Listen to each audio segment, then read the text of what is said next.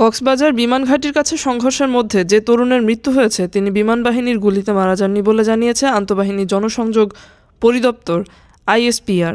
২৪ ফেব্রুয়ারি বিকেলে এক সংবাদ বিজ্ঞপ্তিতে আইএসপিআর বলেছে, একটি কুচক্রী মহল বিমান বাহিনীর ভাবমূর্তি ক্ষুণ্ণ করার লক্ষ্যে সামাজিক যোগাযোগ মাধ্যমে বিমান বাহিনীর গুলিতে উক্ত যুবক নিহত হয়েছে বলে বিভিন্ন অপপ্রচার চালিয়ে যাচ্ছে, যা সত্যি নয়।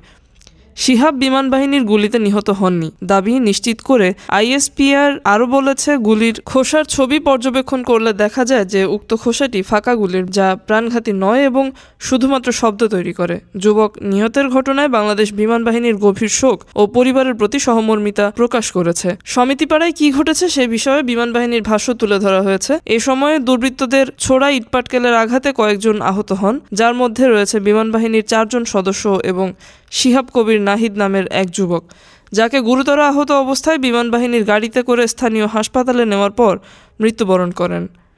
ডেস্ক রিপোর্ট, আজ বার্তা, ঢাকা।